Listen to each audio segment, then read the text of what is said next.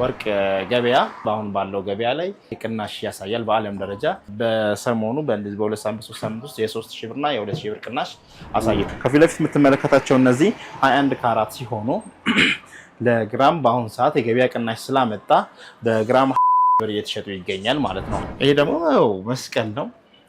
ግራማቸውም ተለቅ ያለ ነው። ያው ሙሉ ሴቱን በምንመለከትበት ጊዜ 77 ግራም አካባቢ ነው። ወርቅ እንደዚህ የሚቀንስበት ወቅት ከስንት አንድ የሚመጣ እድል ነው። ለሚገዛ ሰው የሚመጣ እድል ነው። ምን ሆነ? ይሄኛው አይታይም፣ ጠፋ። ይህ ማለት ምንድነው? 21 ካራት አይደለም ማለት ነው። ሰላም፣ እንዴት ናችሁ? ሰላም። ምን ወርቅ ቤት ነው የተገኘ ነው? ዛሬ የመጣችሁት መለክ ወርቅ ቤት ነው። እስኪ አሁን ወርቅ ያለበትን ዋጋ ምን አይነት ወርቆች ትይዛላችሁ? ለኔም ለተመልካቾችም እስኪ ንገረን። እሺ አሁን እኛ የምንይዛቸው ወርቆች የተለያየ አይነት ወርቆች እንይዛለን። 18 ካራት፣ 21 ካራት፣ ኤክስትራ፣ ኖርማል በሚል እንይዛለን። በጌጥ ደረጃ ሁሉም አይነት የጌጥ አይነቶች አሉን። ቀለበት፣ የጆሮ፣ የአንገት የመሳሰሉት ብራስሌት፣ ሁሉም ነገር አለን። እኛ መደብር ላይ ሲመጡ ሁሉ ነገር በተሟላ ሁኔታ ማግኘት ይችላሉ። እና ደግሞ እነዚህ ወርቅ ገበያ በአንጻራዊነት በአሁን ባለው ገበያ ላይ የገበያ ለውጥ አምጥቷል። የቅናሽ ያሳያል። በአለም ደረጃ በከፍተኛ ደረጃ ወርቅ ገበያ ቅናሽ እያሳየ ነው ያለው።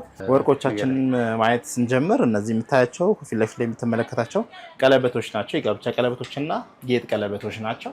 እነዚህ የምታያቸው ከፊት ለፊት ያሉት ቀለበቶች፣ እነዚህ የምታያቸው ቀለበቶች የጋብቻ ቀለበትና ፕሮሚስ ቀለበት የምንላቸው ናቸው።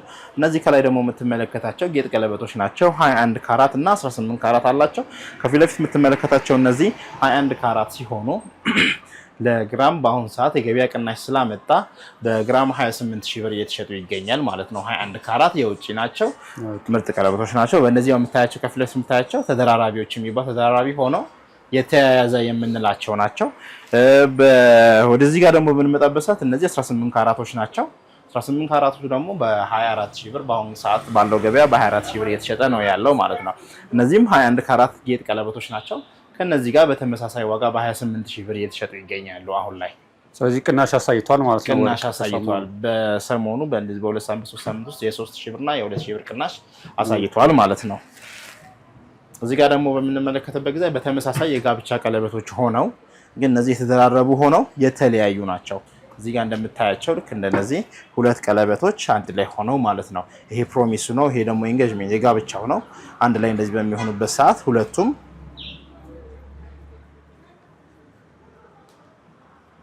ቆንጆ የሆነ ዲዛይን ነው። በአሁኑ ሰዓት አብዛኛው ማህበረሰብ ወዶትና ፈልጎት ፋሽን ሆኖ እየተጠቀሙበት ያለው እቃዎች ናቸው።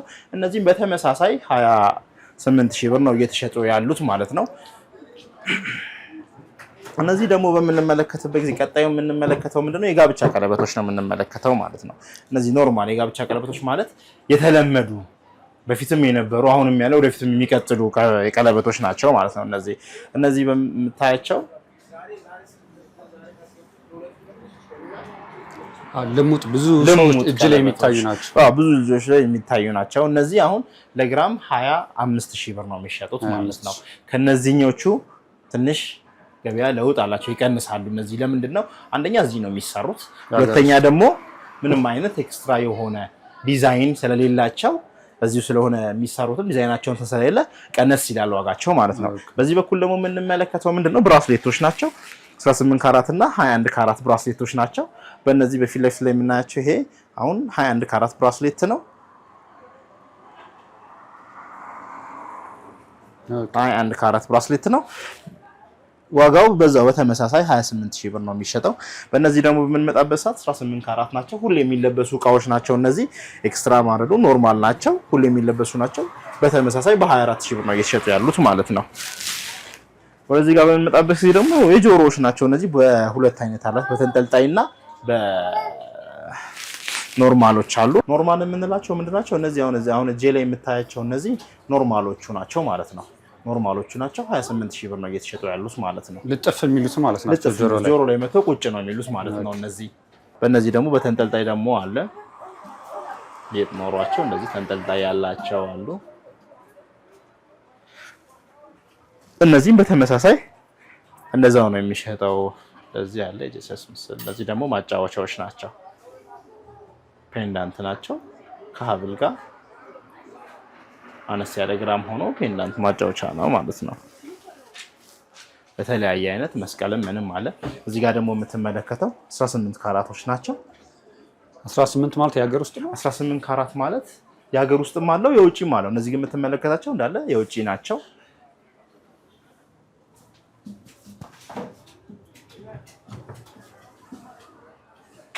እዚህ ፔንዳንት ነው ማጫወቻ ከሀብል ጋር የሚደረጉ ናቸው። በተመሳሳይ እነዚህ የምታያቸው እንደዛው ማጫወቻ ፔንዳንት ናቸው። በተመሳሳይ ዋጋ ነው። ዋጋቸው 24000 ብር ነው የሚሸጡት። ይሄ ደግሞ የምትመለከተው አምባር ነው። እጅ ላይ የሚደረግ ነው። እንደዚህ እጅ ላይ የሚለበስ ነው። ያውን ኤክስትራ ነው። 18 ካራት ሆኖ ኤክስትራ የሚባለው ግራሙ ላይ የ1000 ብር ጭማሪ ይኖረዋል ማለት ነው። 25000 ብር ይሆናል ማለት ነው። እዚህ ጋር ደግሞ በተመሳሳይ የምታያቸው ሀብሎች ናቸው። 18 ካራት እና 21 ካራት ናቸው። ሁሌ የሚለበሳለው ዴሊ አጊጣውት የሚሉት አለ። በተመሳሳይ ደግሞ ከፍ ያለ ፕሮግራም ሲኖር ምናምን ደግሞ የሚለበሱ እቃዎች አሉ እዚህ ጋር የምታያቸው ማለት ነው። አሁን ከታች በመጀመር ሰዓት እነዚህ የምታያቸው 21 ካራት ናቸው። ቀለል ያሉ ናቸው። ግራማቸው ከ3 ግራም ተኩል ያልበለጠ ናቸው ማለት ነው። እነዚህ የምታያቸውን ቻውን 3 ተኩል ነች፣ ቺኛዋ 3 ግራም ከ90 ነች፣ ቺኛዋ 2 ግራም ነች፣ ቺኛዋ 2 ግራም ከ30 ነች። ግራማቸው አነስ ያለ ሆኖ ሁሉ የሚለበሱ ናቸው ማለት ነው። በተመሳሳይ እነዚህንም አጠገቡም ያላቸው ናቸው። እነዚህ ደግሞ ከ4 እስከ 6 ግራም ናቸው። እነዚህ ደግሞ የምትመለከታቸው ከ6 እስከ 10 ግራም ያሉ ናቸው ማለት ነው። ተመሳሳይ ነው። 21 ካራት ናቸው። ሁሉም አሁን ያሳየው 21 ካራት ናቸው። እነዚህ ደግሞ የምትመለከትበት ሰዓት 18 ካራት ናቸው። 18 ካራት ሆኖ ሁሉ የሚለበሱ ናቸው። ቅልል ያሉ ናቸው ማለት ነው። በተመሳሳይ ከ1 ግራም ጀምሮ እስከ 6 ግራም ምናምን ናቸው እዚህ ጋር የምታያቸው። በተመሳሳይ ዋጋቸው 24000 ብር ነው። በገበያው ቅናሽ ምክንያት የሆነ ነው። ይሄ አሁን በዓለም ደረጃ ያመጣው የወርቅ ቅናሽ ነው። ዋጋቸው እንደዚህ ቀነስ ብሎ ለሰው አፎርደብል ሆነ ፕራይስ የቀረቡት ማለት ነው። እዚህ ጋር ደግሞ የምትመለከታቸው ምንድናቸው? ሁሉ የሚለበሱ ነገሮች አይደሉም። ለኦኬዥን ለፕሮግራም የሚለበሱ ነገሮች ናቸውና እና ደግሞ አብዛኛው ጊዜ ግራማቸው ተለቅ ያለ ስለሆነ እንደ እንትናችን ኢትዮጵያ ሕዝብ ሁላችንም ወርቅን የምናደርገው ለማጌጫነት ብቻ ፍራንክም እንደ ማስቀመጫነት ተብሎ ስለሚታሰብ እንደዛ ናቸው። እዚህ ጋር የምትመለከታቸው 21 ካራቶች ናቸው እንዳለ።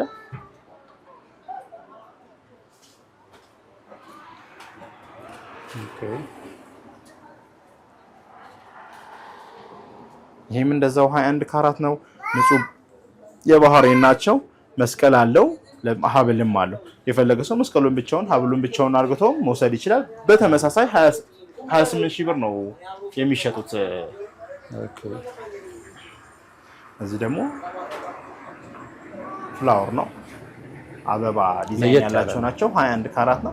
ግራሙም ተለቅ ያለ ነው። ብቻውን 56 ግራም ነው። ብዙ ነው። ግራሙ ተለቅ ያለ። ስለዚህ እነዚህ ብዙ ብር ያወጣሉ።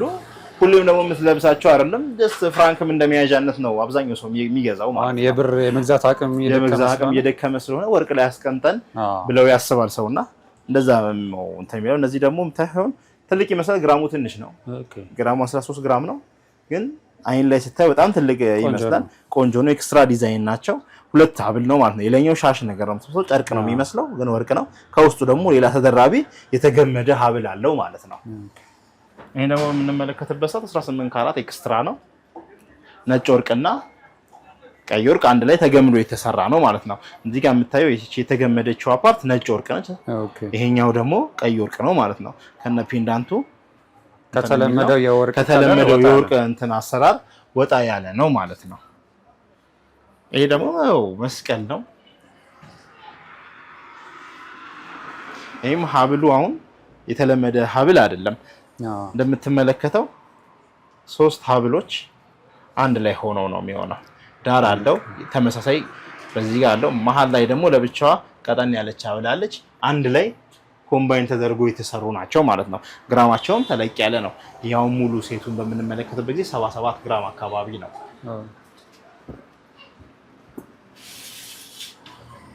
ወላይ ደግሞ የምንመጣበት ሰዓት ልክ እንደዛው በተመሳሳይ 21 እና 18 ነው። ይሄ እንደዚህ እንደምታየው ሹሩባ ነገር ነች፣ አነስ ያለች ነች። ሁሌም መልበስም ይቻላል። ይሄ ደግሞ ስንመለከት 18 ካራት ነው እንደምታየው። በጣም ትልቅ እቃ ነው እንደምታየው። ነገሩ ግራም ላይ በምናስቀምጥበት ሰዓት ላይ ግን በጣም ቀለል ያለ እንትን ነው። ግሬስ አለው ግሬስ አለው። ዋው ብዙ ጊዜ ያው እነዚህን እንትኖች ሰው እንደማጌጫነት ምናምን ሳይሆን እንትን የሚለው ብዙ ጊዜ የሚወስዱ ዲያስፖራዎች ምናምን ናቸው። እስቲ አፍሪካን ካርታ፣ የኢትዮጵያ ካርታ እንደዚህ የሚፈልጉ ሰዎች አሉ። እነሱን የሚወስዱት እነዚህ ደግሞ ልክ እንደኔ አይነት ወጠምሳ የሆነ ሰው የሚለብሳቸው ሀብሎች ናቸው። ያው እዚህ ጋር መቶ ሲቀመጥ ግሬስ አለው። ለዛ ስለሆነ 18 ካራቶች ናቸው። በግራም 24000 ብር ነው ማለት ነው። እነዚህ እንደዚህ የምትመለከታቸው ይሄም እንደዛው 21 ካራት ነው። እነዚህ ደግሞ ይሄም እንደምትመለከተው 18 ካራት ነው። በጣም ቀጭን ነች። በጣም ቀጭን ነች። 4 ግራም ነች። ግን ደግሞ ምንድነው አሁን ይሄ ጎልደን ጎልድ አለው፣ ሮዝ ጎልድ አለው፣ ዋይት ጎልድ አለው። ሶስቱ አንድ ላይ ኮምባይን ሆነው ነው ማለት ነው። ወጣ ያለ ነገር ለሚፈልግ ሰው እንደዚህ ያለው እዚህ ጋር የማርያም ምስል አለ፣ ታች ደግሞ መስቀል አለው።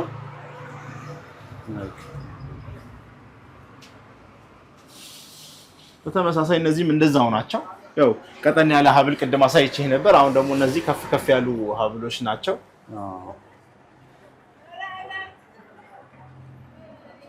ያምራል። 21 ካራት ነው።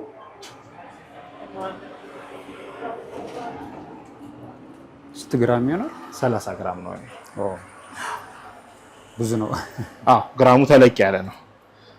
ይሄ ደግሞ ያው አይን ላይ እንደምታየው ትልቅ አይደለም። ግራሙም አነስ ያለ ነው። 12 ግራም ነው። አሁን ይሄ በተመሳሳይ ዋጋ የምንሸጣቸው በነዛው 28000 ብር ነው ማለት ነው። ያው ብዙ ጊዜ ወርቅ ላይ ሰዎች የሚያነሱት ጥያቄ አለ። በምንድነው ወርቅን የምንለየው?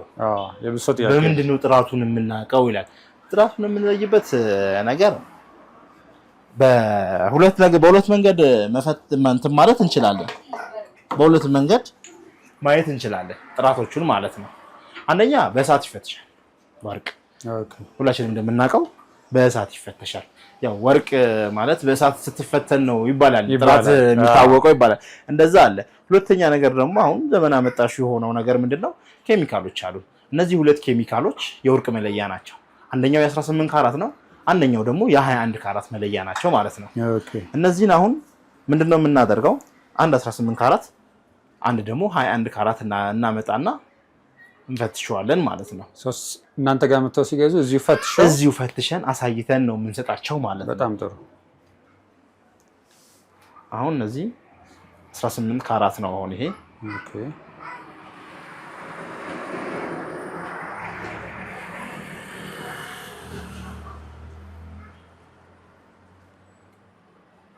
ይሄ 21 ካራት ነው። እሺ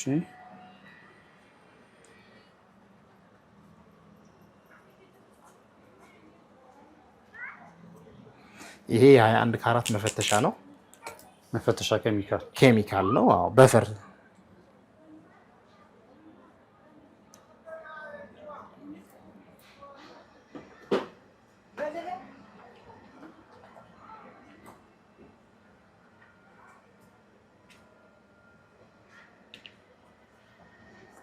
ምን ሆነ? ይሄኛው አይታይም። ጠፋ። ይሄ ማለት ምንድነው? 21 ካራት አይደለም ማለት ነው።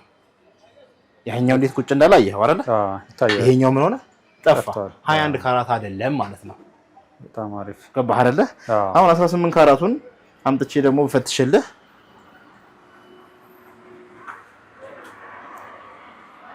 በተመሳሳይ አድርጌ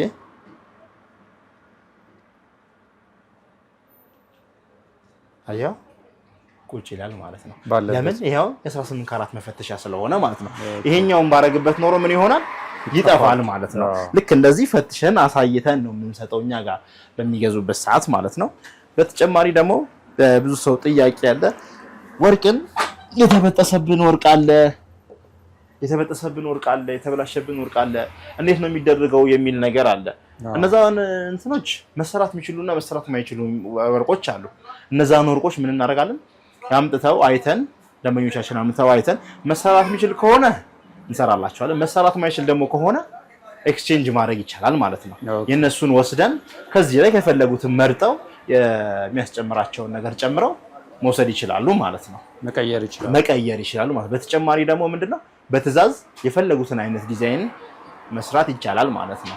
ወርክሾፓችን ላይ የተሟላ የሆነ የተደራጀ ወርክሾፕ ስላለን በዛ የፈለጉትን ነገር ትዕዛዝ ቢሰጡን ሰርተን እናስረክባለን። በተወሰኑት ቀናት በአጭር ጊዜ ውስጥ ሰርተን እናስረክባለን ማለት ነው። በጣም አሪፍ። ሌላው ደግሞ ሰዎች ወርቅ እጃቸው ላይ ያለ ሰዎች አንዳንድ የመሸጥ ይፈልጋሉና ትገዛላችሁ?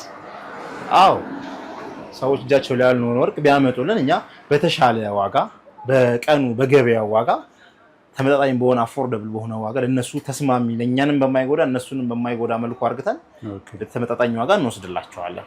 በጣም አሪፍ። እንግዲህ ወርቅ እንደነገርከኝ ከሆነ አሁን ላይ ቀንሷል። ስለዚህ በጣም ጥሩ ጊዜ ነው ማለት ነው አሁን ወርቅ ለመግዛት።